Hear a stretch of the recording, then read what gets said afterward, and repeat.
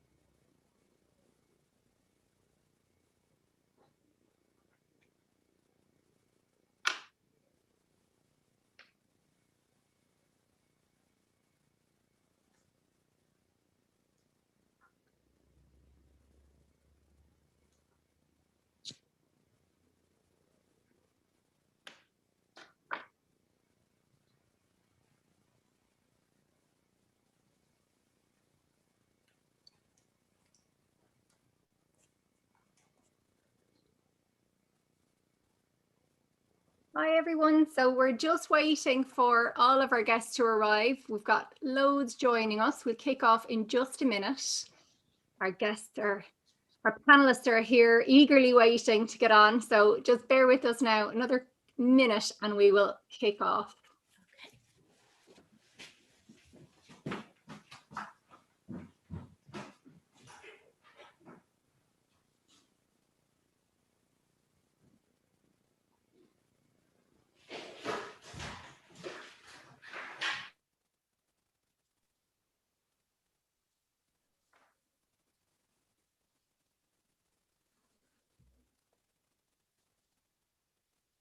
Okay, so I think we're ready. So welcome everybody. It's a huge pleasure to welcome you all here. Just before we kick off, I've got a little bit of housekeeping. So as we kick off the webinar, we are going to have our 4 lovely guests speak to us. And I know there'll be people online here who are going to be eager to ask questions. You can do that at the bottom of your Zoom screen. You'll see that there's a Q&A button. When you click on the Q&A, you're able to ask a question. When you ask that question, it'll pop up so that our panelists will be able to see it. I'll be moderating, so I'll be able to see what questions are being asked. Now, because this is going to be quite a busy webinar, we've already got 215 people on here already, so and I'm sure there'll be more joining. So rather than everybody asking individual questions, you can actually upvote the questions, which is brilliant. So it helps us to prioritize, helps me in my job, so please help me out, helps me to moderate.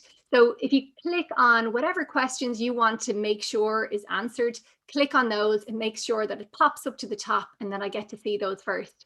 We will try to get to as many questions as possible. We don't always get to them all, so apologies to anyone if we don't get to your questions. Huge apologies. We will try our best, and we'll have a look at the questions. If we do have a whole load of questions, sure, we'll do another webinar down the line. We'll get them all back together and we'll do it again. So we have, when I was looking through actually who's going to be joining here today, it's up at 225 now. I was struck by how many different backgrounds people were coming from. So we've got our Host in Ireland partners, we've got people from the data center ecosystem, we've got government organizations, we have climate action groups, we have some of the world's largest brands on here listening in, and also from all over the world. This is the launch of the DCs for Bees Pollinator Plan. Specifically related to Ireland, but we actually have people on here from the US, from the UK, from the Netherlands, from Germany, from Singapore, all over the world. And the thing that struck me was what we're doing here today and what we're doing with DCs for Bees and what our partners are doing and what Una's in Fitzpatrick from the National Biodiversity Data Center is doing, is that this is so much bigger than today. This is one tiny step that hopefully can spread the good word, can inspire action, can help create awareness and advocacy for the little bees that we're all here to try and save. So welcome to you all from wherever you're from, and really thank you so much. I hope that today we can help to inspire some action, even within our team. This is a very proud day, as you can tell. I'm actually emotional about it. It's amazing. But within our team here, we're even so proud that we've been working on this for 2 years now, and even how much we've learned in that time and the things that we're now aware of that we wouldn't, that we were doing 2 years ago, like spraying pesticides all over our gardens and cutting the lawn too early. And now we're so much more aware of what we're planting. And we want to spread that as far and wide as we can, and far bigger than Host in Ireland. Far bigger than Host in Ireland. And that's the really inspiring thing about all the people who have registered here today. This is not just our partners. It's not just our close contacts. There's just people who normally wouldn't be at our webinars. So people want action. They want to do something. They want to do the right thing. And that's what today is about. This is the launch of a toolkit that can help people, help industries, help businesses, help individuals to do the right thing and save bees, or at least halt the decline of them if we can. So a little bit of background on DCs for Bees first off, before we kick off. So as I said, we started this about 2 years ago. We rang Una and we said, what can we do? And out of that, out of her advice and trying to do the right thing and not create unintended consequences, we came up with this concept called DCs for Bees. At the moment, there's 3 pillars. There's going to be a 4th pillar very soon, and we're super excited about it. And that will be coming up and public in June, but we'll tell you more about that again. But right now, there's 3 pillars. One is around difference days, and that started back in 2019 when we brought 100 people up a mountain on the wettest, most horrible, most miserable day of the year, but they still came anyway. And we planted 2,000 trees on 8 acres. That was one day where we were trying to make a viable difference to the landscape that would impact biodiversity. And so that's something that we want to continue on into the future and have difference days, throughout this initiative. The next piece was we wanted to bring a group of, enthusiastic people together who really wanted to take action and give them a forum to meet and share ideas and create actions, design initiatives. And that's our DCs for Bees ambassadors, which is growing in popularity. We've over 30 ambassadors now and growing as we speak. And then the 3rd pillar, for now at least, is this Pollinator Plan, which is, as you can tell, super exciting for us, really exciting for our partners. And this is just a starting point. As we were talking about this, even earlier on in our team meeting today, this is just the start of what we want to do. And it's so much bigger than this Pollinator Plan or this DCs for Bees or Host in Ireland or our partners.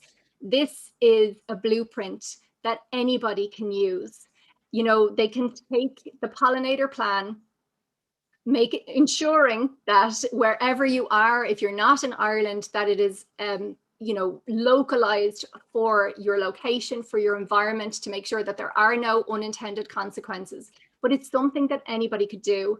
And, as we go through all of this, it's about inspiration for your employees. It's about inspiration for your industry. It's about inspiring your communities, your families, and it's about getting the good word out there. And the idea is that each of these small actions, both within the plan, this webinar, the work that our ambassadors are doing, the work that our partners are doing, some are larger actions, some are smaller actions, but the idea is that it adds up to one big change. And that's the idea of this, that everybody has a part to play. So I have 4 incredible guests on here today, and thank you so much. I'm really excited to speak to you all. First up, I have Una Fitzpatrick from the National Biodiversity Data Centre, and the founder of the National Pollinator Plan, which was a world first. So such an incredible achievement. Thank you so much, Una, and we're going to chat to you in a minute.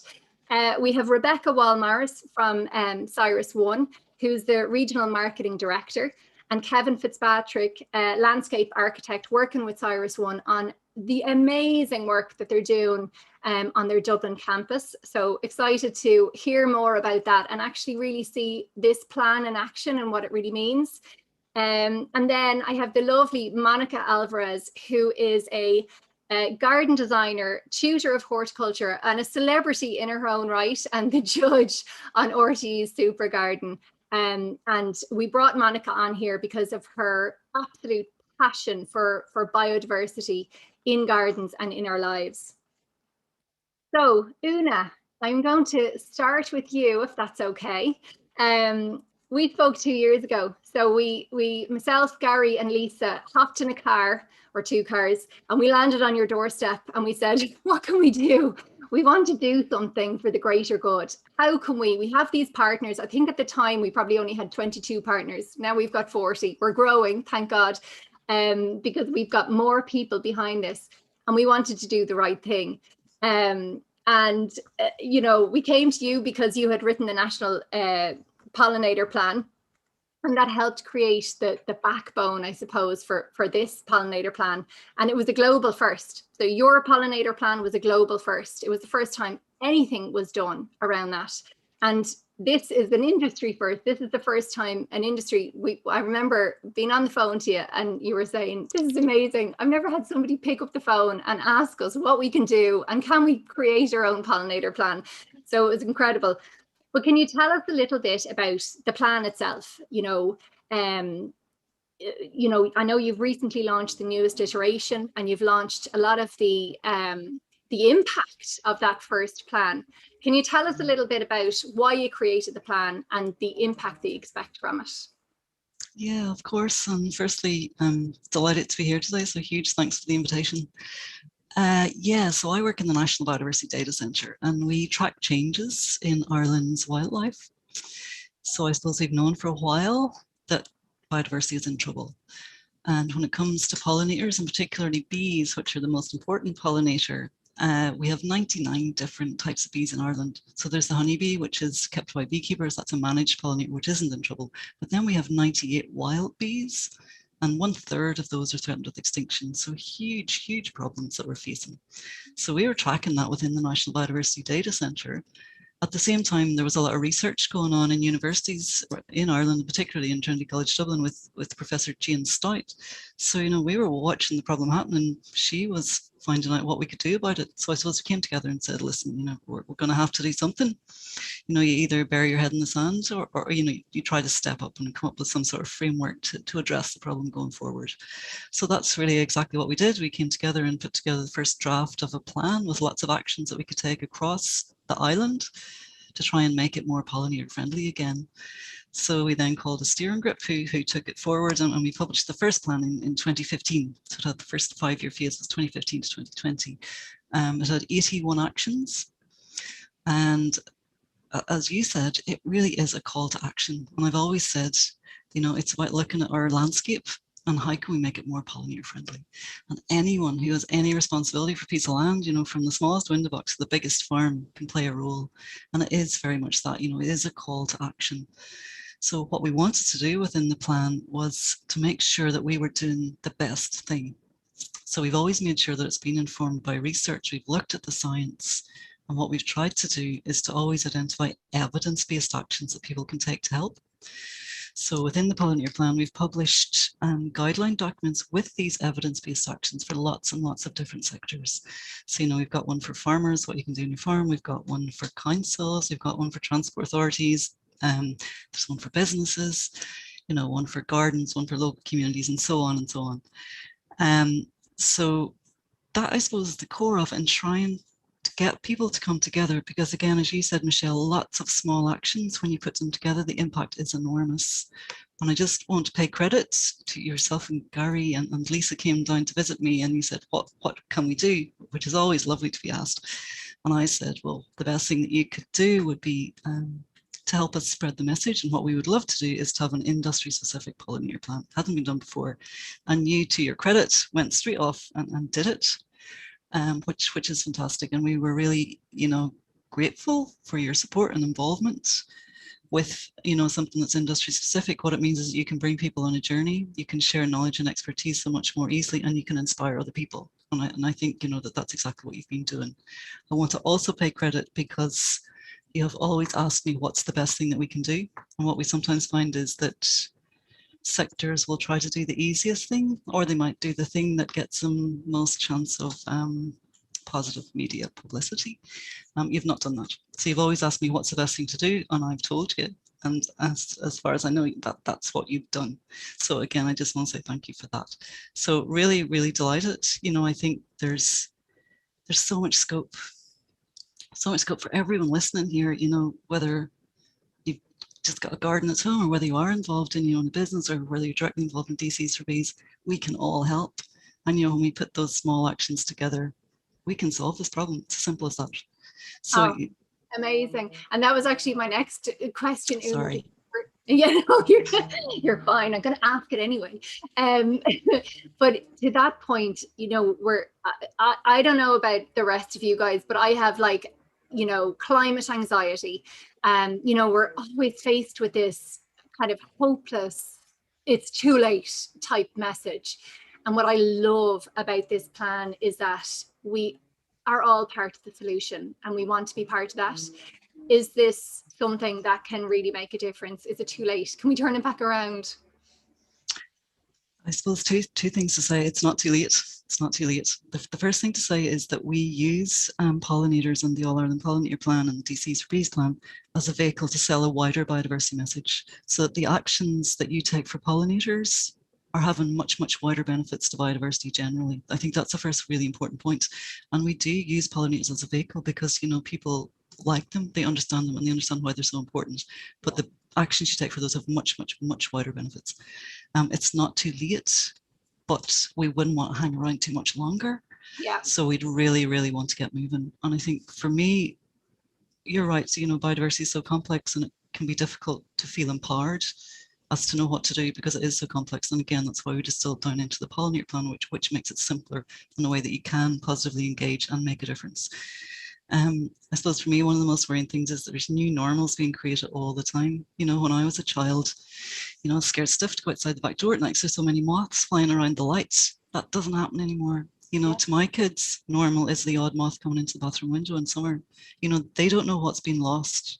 Yeah. So this has been lost on our watch. So I think we have a huge responsibility to change it. It's not too late, but we need to start tackling it straight away. And again, we've had huge amount of success within the first 5 years of the Pollinator Plan. And hopefully, the next phase, which runs now from 2021 to 25, hopefully we can build on that and make even more progress. Incredible. So. Thank you, Una. And there's 267 people on this call, as well as all of us panelists who have listened to that message now, and hopefully we'll take action and see more moths again. Thank you for that. So look, plans are all very well and good, but unless you're actually going to action those plans and do something about it, there's no point. So how do we actually ensure that we're taking action, we're getting involved, we're ensuring that people are getting involved in these activities? And that's why Rebecca and Kevin are on here today to help us see the plan in action. And I know you guys are doing incredible stuff in Cyrus 1. Rebecca, do you want to tell me a little bit more about that? Yeah, of course, Michelle. And thanks ever so much. And thanks everybody for joining us today. I guess as marketing director for Europe, one of my sort of key responsibilities is working with industry groups like Host in Ireland across a variety of projects and initiatives, whether it be developing thought-provoking content or trying to affect change in other ways, influencing policy. But I guess everything that we're doing with industry groups is really to try and move things forward, to continuously improve. So it's just such a huge privilege, Michelle, to be here with you today to talk about how we are attempting to take Host in Ireland's Pollinator Plan and apply it across our Dublin 1 campus in Ireland.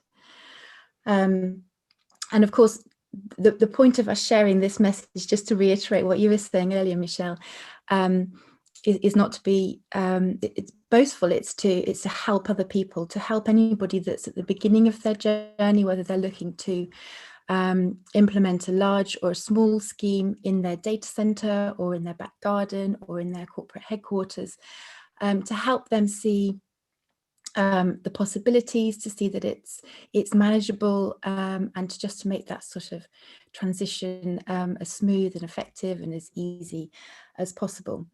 So with that, I thought it might be good for our participants just to sort of understand our journey with Host in Ireland, which I have to say has been truly wonderful. So Cyrus actually started working on the plans, both for the data center and the landscaping, back in the fourth quarter of 2017.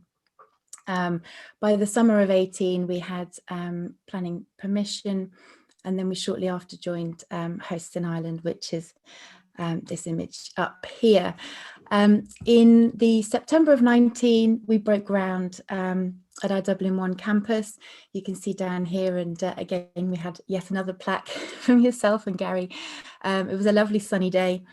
It wasn't, as you mentioned earlier, Michelle, quite so sunny in the October the following month when we joined you on that mountain to plant those 2,000 trees.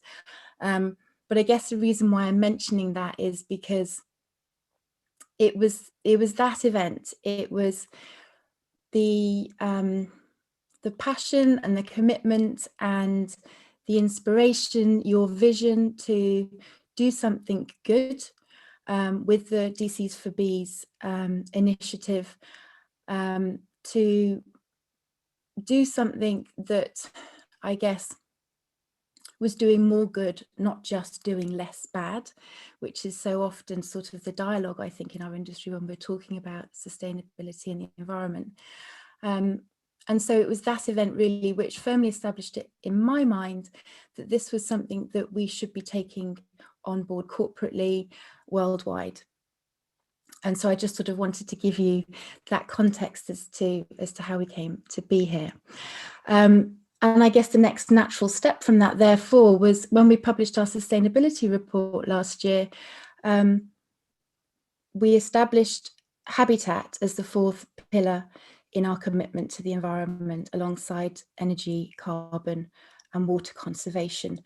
We were simultaneously part of the Climate Neutral Data Centre Pact through our involvement with the EUDCA as a founding member. And of course, we're fully signed up as DCs for Bees supporters as well. So for anybody who's not familiar with our campus over in Grange Castle, it's situated in Grange Castle South, which is owned by South Dublin County Council. It's about 30 minutes from the airport. And has potential for 54 megawatts of IT capacity over 3 buildings. What I'm showing you here is building 1 and building 2. And you can see here from this picture taken in February that we've already established building 1, and there's just a little bit of space back here for the second building, which is just level ground at the moment.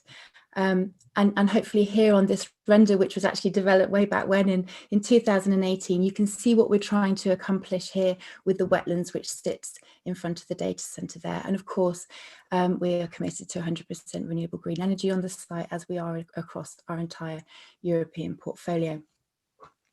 So just to give you a bit of an idea about the landscaping and planting strategy for Dublin 1, obviously, as I've said, creating a habitat for pollinating species was one of our fundamental priorities. Of course, we also wanted to integrate the new building within the existing landscape. And in doing so, the plans that we put together also happened to create sound and visual screening. It enhanced security and privacy, and it also will suffice as a lovely environment for our customers and our employees who are based on the site, and hopefully support their health and well-being in the process. So what we've done here, and I've tried to illustrate it on this slide, is we've created these little pockets, little individual environments which are all networked together. So we have pollinator friendly wetlands, we have a native wildflower meadow. I mentioned just briefly then that we have, this is building 1 here, which is already established. This is 18 megawatt shell and core with 9 megawatts to be delivered to the customer next month. This land here at the moment, as I mentioned, is just flat mud. So what we're going to do, even though the development does start at the back end of this year for that second site, we're going to plant that with wild native flower seeds as well, just so that we have that little window, another opportunity to establish some more food sources for our lovely pollinating species. Michelle hasn't mentioned it yet, but we're also part of her Hosting Island orchard scheme. So we've sort of retrospectively looked at the plans to accommodate 3 of the orchards, which is about 15 trees within the landscaping alongside the wetlands as well. Alongside 2 of the elevations, we have green climbing walls, which I'll show you shortly.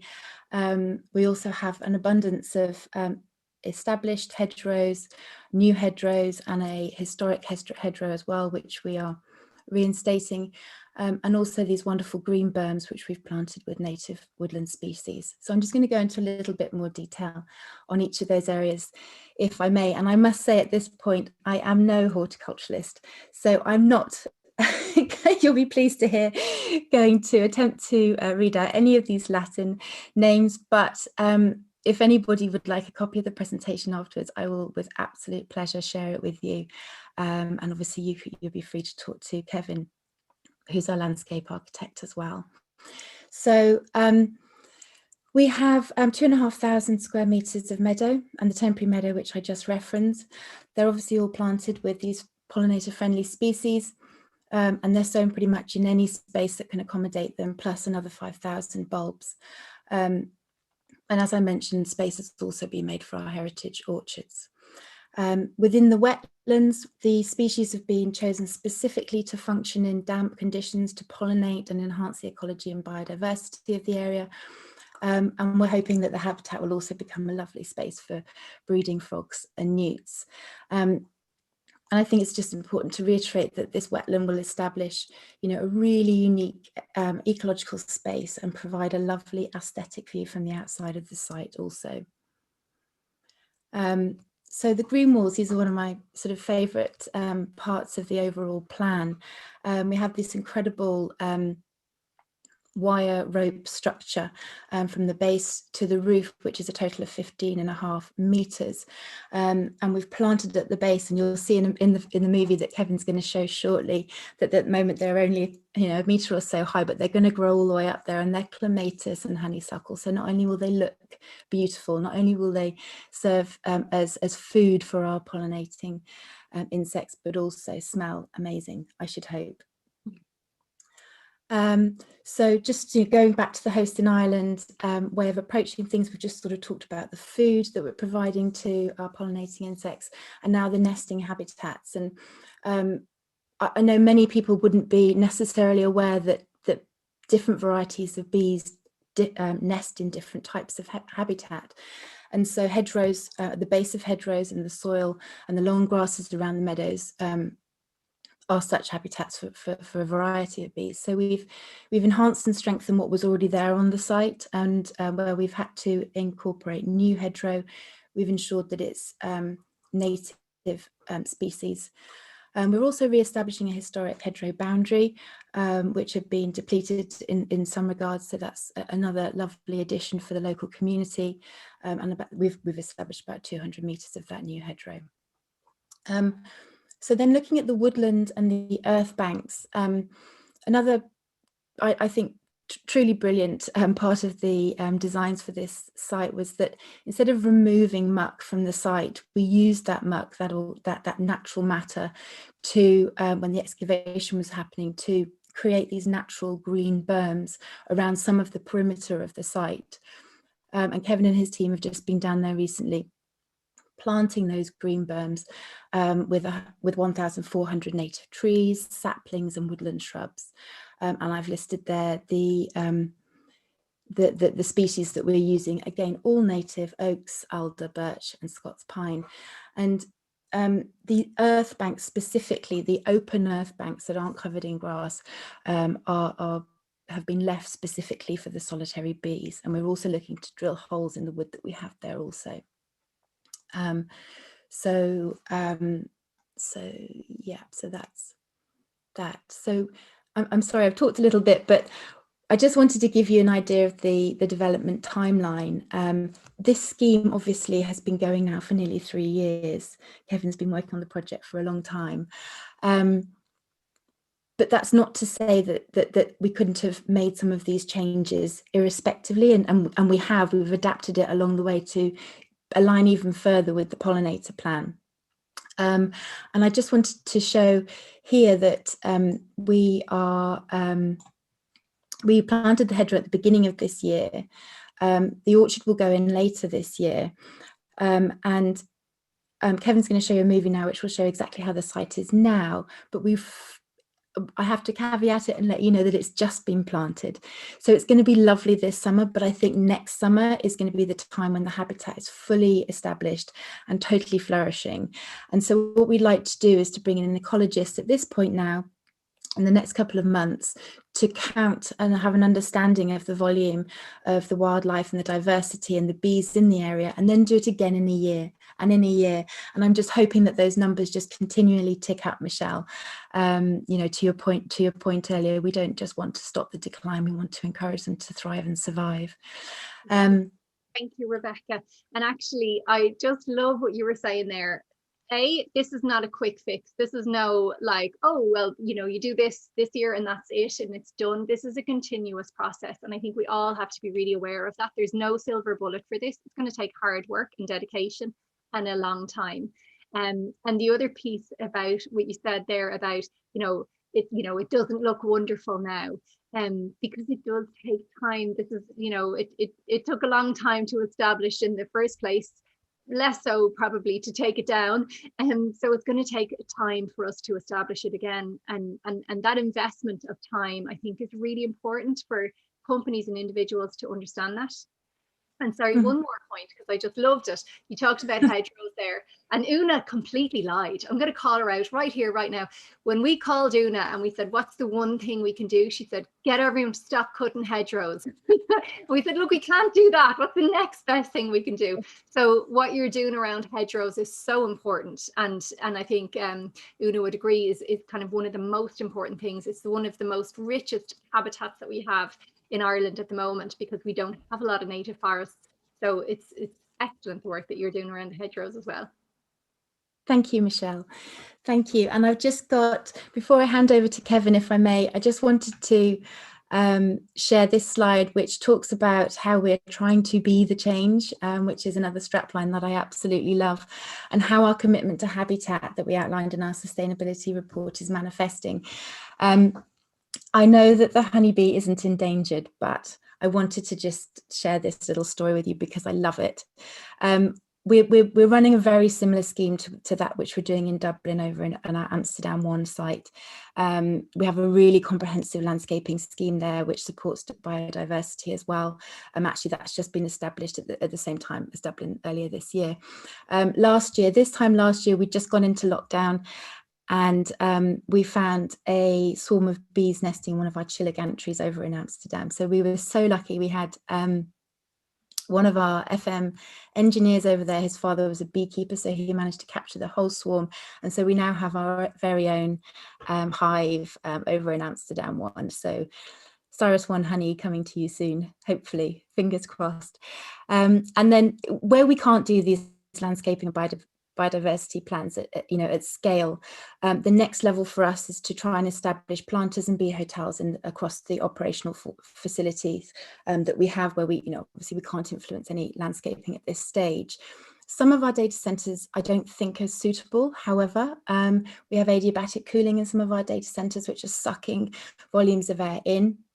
I wouldn't necessarily want to be creating habitats for bees in those environments. And so in those instances, what we're looking to do is to work with local nonprofit organisations. So, for example, Slough in Bloom, a group of fantastic volunteers who we've worked with previously, who are establishing, planted flowers areas like this, working with them to support them and fund them in their efforts, and also trying to educate them in the sense that maybe typically they would make sure that the flowers that are in bloom are in bloom for competition time. And we know that we want to try and encourage people to be planting blossoms and flowers that go from early spring to early autumn or Octoberish sort of time. And so sort of working with community groups to educate them around that. And then the other thing which I'm super excited about is working with our food banks. So at the beginning of the pandemic, Cyrus committed quite a significant sum to support food banks. And I was the custodian of the money for our efforts across Europe.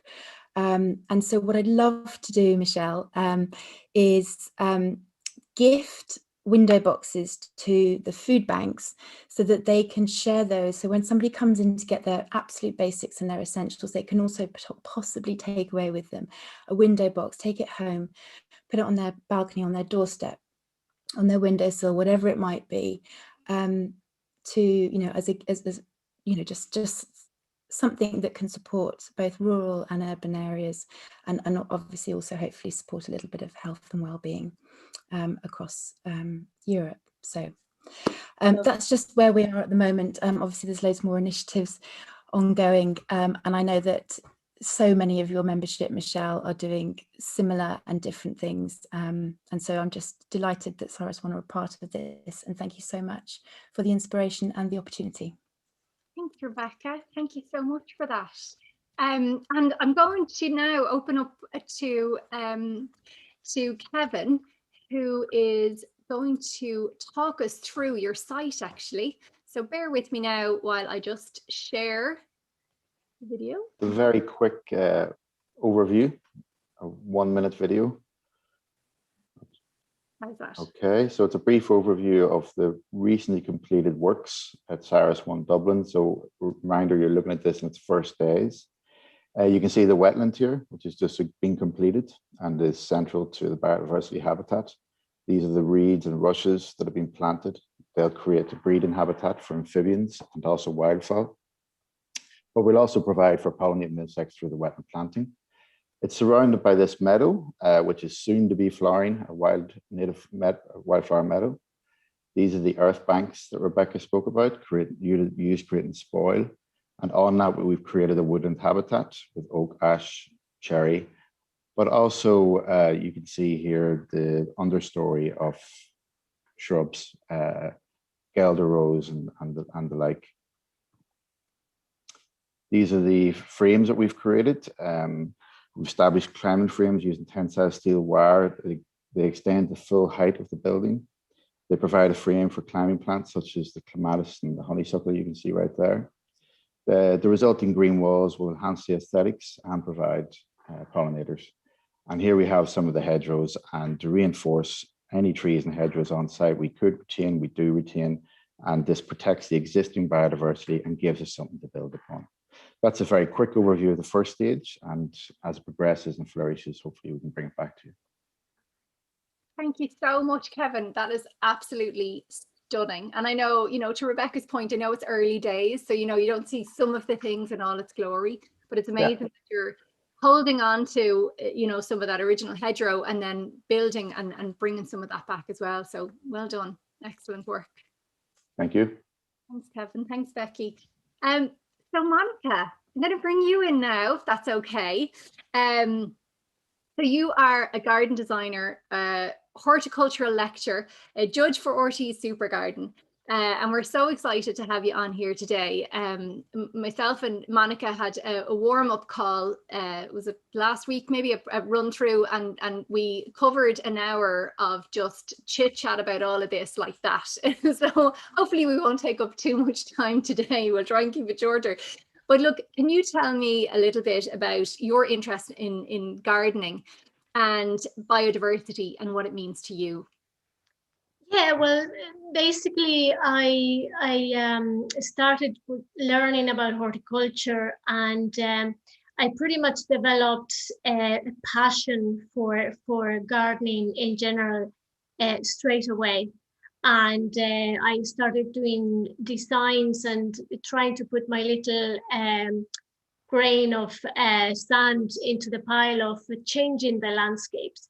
But as I developed, I became more and more aware of how much I did not know and how much nature teaches us about all of the links that nature uses to connect to itself. So basically, I opened my eyes and I understood that all of these connections, meaning not only the earth itself, the soil itself, the way plants are nurtured, the way they actually function, and how that bounces back to the entire environment with oxygen and with water and with brightness. And so kind of the whole thing in nature is connected. And the more I realized that, the sadder I became in understanding that we human beings have been part of breaking those links and creating almost sterile environments. And so it's my passion to pass on the message to people that we can make a difference indeed, to try and re-educate our way of doing things in order to not be the enemies, and don't look at nature as an enemy, but as a friend, to actually cooperate with nature in understanding the way she works and actually enhance the way she works rather than go against it. So I call this the dinosaur effect. We've been doing things the wrong way. We've been told that we needed to get rid of weeds and get rid of moss and get rid of this and that and the other. And really, we have to rewind and say why. We don't need, there isn't such a thing as a weed. They're wildflowers. They're part of that connected tissue that nature creates for balance. And we need to re-educate ourselves with the piece of ground that we are given to actually deal with it in the way nature does, pretty much. Absolutely, Monica. Yeah, absolutely. And I love that. And it kind of echoes back to Una's point earlier on about, when we were kids, and I remember driving down country roads and literally you'd see, like, you couldn't see, it would be like it was snowing with all the moths. Or we used to go to my grandmother's garden and collect ladybirds. There'd be hundreds of them. And actually to try and find a ladybird in your garden now it's a whole different ball game. And the kids aren't connected. They've lost that connection. So we need to bring that back again, Yeah. I love that. So look, so many of us right now are working from home. Not a lot of people are back in the office, and we're all looking for things desperately to do in our own gardens, or maybe not desperately, maybe we're trying to avoid it. But anyway, we should be doing stuff in our garden right now. What is it? Can you tell me, what can we do in our own gardens, in our own environments to support biodiversity right now? Yeah, well, first of all, for ourselves. And as you are saying there, I'll pick up from that last statement. We need to reconnect to nature ourselves, because that's where we come from. And so we're working from home, we're in front of a computer for long hours. Stretch the legs and go for a little walk, go into the garden, breathe in the air that photosynthesis gives us, and try and connect with it. That's the first thing. Now, how to be a friend of nature for us to get back what she's giving us. No chemical sprays. That is, I cannot, highlight this anymore than constantly every single day, whenever I go for a walk or whatever, I see people's gardens and everybody's out with the knapsack sprayer. Why? We don't need to. My mission in life is to prove that we do not need to. So don't use chemicals. They're unnecessary. We could use things like ground cover plants to get rid of some of those persistent weeds, or we could use things like maybe companion planting, or encourage predators in nature. But chemicals are not invented for the householder to try and poison the land. Bear in mind that whenever we use chemicals, we are actually killing the soil. We're killing all of the beneficial insects. they're becoming extinct. All these beneficial insects are becoming extinct. And sometimes we would love to see a dinosaur coming around now, and we're very sad that they're gone, but yet we're actually contributing to making other insects and animal life extinct. So no chemical spray. Secondly, why not reduce the area of that perfectly cut lawn that we all love? Okay, so we do like it. It's nice. It's smooth, whatever. Make it smaller. Why not? And then introduce little patches of wildflower mixes and even a meadow. I know a lot of people are afraid of a meadow because they think it's sort of untidy looking, but it doesn't need to be untidy looking.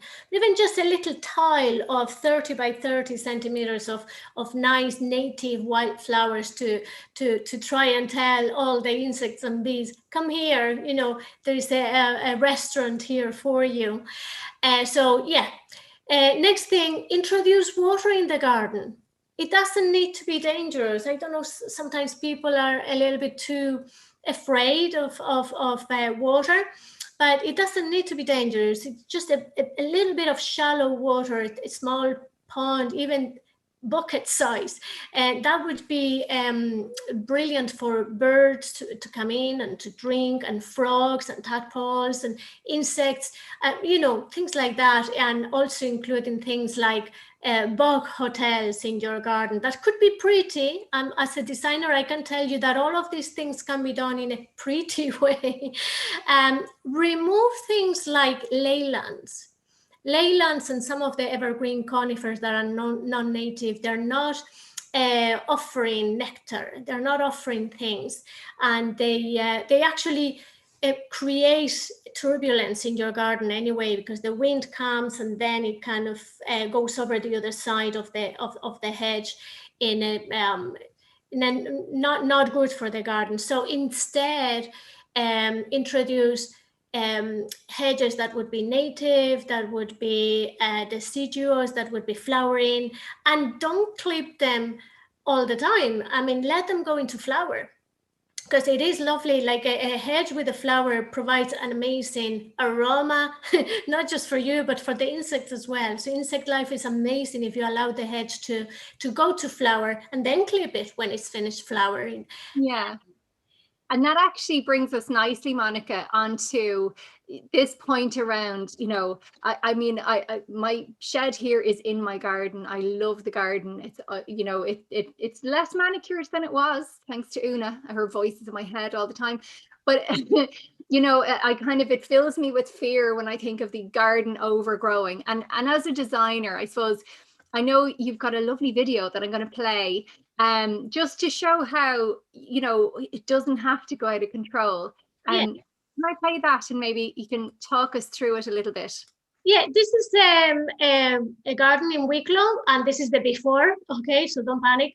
And it's very sloped. Basically, the client was advised to level the whole garden, make a terrace, and just plant the grass, and just leave the leylands that you probably can see there on the edges. But what I did, I produced the garden that is very organic in shapes, okay? I kept the undulation of the ground because that's beautiful in Ireland. I reduced the amount of lawn, as you can see there, quite smaller.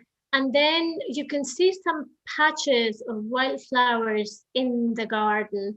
You can see also here what I call the river planting of things like heather that bees and butterflies love. But here is a little patch of native wildflowers that the kids would have grown, and that it becomes their own sort of little patch. Introducing a very shallow pool, okay, again, to provide drink and a lovely environment for wildlife, because water is just, you know, is the main element we all needed. And you have then that connection. You have the father and the daughter talking about nature and observing nature. So it's kind of bringing the whole family into the garden. And then deciduous trees that would be flowering, and the flower themselves are a fabulous source of food and hiding places for birds and for nesting.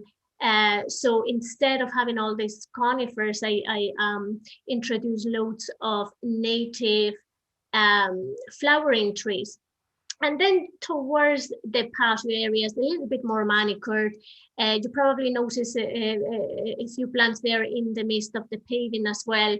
And little areas with planting, and of course water, just water everywhere, just to provide that drink. But again, it doesn't need to look untidy. A garden could be very, very inviting and very pleasant, and it doesn't need to be untidy. So reducing the lawn doesn't make the garden any less nice. Then also bring in the seasons. You cleverly can select number of plants that would flower literally every month of the year. You could have something in flower to provide food for our wildlife. Brilliant. Thank you so much for that. And I'd love to invite you to my garden to create a design first. That's amazing. Thank you. Thank you so much. And thanks to all our panelists. And now we're nearly at the top of the hour, so I'm going to try and get to as many questions. Thank you so much. I see Una has actually been answering loads of people's questions. So I really appreciate that, because I know we won't get to them all. So we will try and get to them here. I think I know the answer to this. I'm going to go to the ones that are upvoted. So Becky, will the Cyrus One site be available to non-staff to view next year to see progress? Yes, absolutely. So obviously at the moment we're still in the pandemic, so any access to the site is completely limited to staff only. But I would love to. What I'd love to do more than anything is to arrange, proper tours that talks through, the content that we've just shared with you today. Yeah, absolutely. Education all the way. You know what? I thought I knew the answer, and I thought the answer was going to be no, because this industry is sometimes shrouded in a bit of secrecy, because they're building housing compute and there's security around them. So yeah. I love to hear that. That's amazing. Yeah, and to that point though, Michelle, yeah, obviously there are areas of the campus that we can't go, but the way that we've created this space is so that we can access it in a secure way. So it's actually outside of the perimeter fence, and we've also created little pathways to go to the Hostin Island orchard as well, off the back of the latest scheme. So I think it should be fine, and it should work really nicely. Brilliant. Okay, thank you for that. Sorry, I should just say, one of the reasons we put the fence in the inside, it's quite important for the wildlife, because sometimes you can create these woodlands and then you have unnatural objects, natural barriers like fencing going across it. So Cyrus want to put their security fencing inside all of the landscape. So in terms of wildlife, it's free to roam, free to move, and it's all connected. Super, great. And there's a couple of different questions here, Una, and I think you've probably answered some of them, and I can see you're answering other ones there, but maybe just to open it up, we're talking about this, how can we strive away? Oh, hang on, it's just disappeared. I think you've answered it. But it's around this idea of like rewilding and not seeing weeds weeds as weeds, and how do we kind of embrace this kind of approach a little bit more? Yeah, it's a really good point, Michelle. And I'm always asked, what's the best thing that we can do? And it kind of comes back to what you said earlier. I think if bees themselves could talk, there's two things that ask us to do. One is to let more hedgerows grow and flower. And the second one is to let more meadows, more natural meadows reappear. So that's the whole, don't mow, let it grow. And really that is the most cost effective way to help bees. So if you've got areas of grass, and again, like Monica was saying, maybe, small patches of your lawn, just don't cut the grass so often. You'd be amazed at what comes up. And it's really simple things that perhaps, we used to see as weeds. So it's this time of year, I cannot stress how important dandelions are for pollinators. If we had more dandelions, we'd have more pollinators. It's really that simple, because there's so little else in the landscape for them to feed on. So where you don't cut the grass so often, maybe, instead of cutting it like a golf course, you just cut maybe every 4 or 6 weeks, or even, every 3 weeks, whatever works for you. But just allowing things like dandelion, clovers, bird's foot trefoil, little things that will naturally come up in the grass anyway without planting anything. That is the most cost effective way and best way to help. And if I could just do a tiny little plug within the Pollinator Plan, pollinators.ie, we've got a Pledge Your Garden for pollinators, which is very much along the lines of all the actions that Monica was talking about. So we've got a booklet there that you can download and, you know, get ideas for how to help. And then we're asking people, you know, to pledge your garden so that we can show gardens across the island all becoming more pollinator friendly. So again, you know, that's something that all of us hopefully can do. Brilliant. Thanks, Una. And I think that answered quite a few questions, actually, Justin. Hopefully that answered your question as well. And James has a question here, and you kind of touched on it there, but maybe we'll just expand on it quickly. Is there a tool to measure biodiversity before and after a project change from, I basically, like, what can we do to measure the before and after? And I know this is right at the heart of what you guys do in Waterford, right? Exactly, yeah, that is exactly what we do. So, and it's a really good point, and it's really important where you can do that, to do it so that you can see yourself the progress that you're making, and also that you can show the positive impacts that are happening generally. We have two schemes, dedicated schemes, where you can track changes in pollinators. One is a more advanced one, it's called, and you can get both of these on pollinators.ie. One is called Bumblebee Monitoring Scheme, where you get involved with us and learn to identify bumblebees and then walk a fixed route once a month and count bees. So there is that one. The more simple one that anyone can do, so you can do it in your garden, you know, you can do it in your business site, you can do it wherever you want, are called flower insect timed counts. So this takes 10 minutes. It's a really lovely thing to do. So it takes 10 minutes. You watch a patch of flowers for 10 minutes and you count how many insects visit, and you submit the data to us. You know, if you do that repeatedly across time and across years, you can see the positive impact of what you're having. And when all the data comes into us, obviously nationally, it gives us a really good idea of what's happening out there with our pollinators. So it's lovely. I find meditation really difficult, but if you just sit for 10 minutes watching a patch of flowers, it's really lovely. You know, you're out in nature, you're doing something useful, and you'd be amazed at what visits. Yeah, absolutely. And actually, I know we're going to finish up now, and we have got to the last question. I'm so sorry, there's loads of questions there that we didn't get to, but call out to, or shout out to Breed in Keppel Data Centres, who recognised the first, is it the tawny, what's it called? Mining bee. Yes, that's right. Mining bee for the first time in Carlow since they thought it was extinct in the 1800s. So that, well, I mean, it was spotted in other places, but the first time in Carlow, since they've reappeared again. So it's amazing. Thank you, Una. Thank you, Becky. Thank you, Kevin. And thank you, Monica. Really appreciate it. I'm going to pass over to Gary now to wrap up. That's okay. Well, the first thing to say is what a fantastic show. I was here mesmerized. That's exactly what it came across as, a great show. And as an enthusiastic beginner, it's great to be surrounded by people who sound like they know what they're doing. That's the first thing. And that's what we always like to do in Hosting Ireland, is bring what we bring and bring it to people who really know the subject matter. I'm glad it's recorded, because when Pearl, my daughter, came and did a Barack Obama on me a couple of years ago, and said, Dad, we're the last gang to know the extent and the last gang that can make a big difference. We had to do something. It was saving my daughter. But when we went down to Una, you may recall, Una, I busted into your place. I was all full of action. I wanted to do everything. And you told me all the things that I shouldn't do. Don't cut hedgerows. Don't spread pesticide. Don't cut your grass. Don't cut the grass in the middle of the roads. And I was so deflated until we then got on to what we could do. And to think that nearly a year and a half now, we've had 300 people on a call. We've got the Pollinator Plan in place. I guess the best example of what you're talking about, I was reminded at the weekend when I watched David Attenborough's witness statement.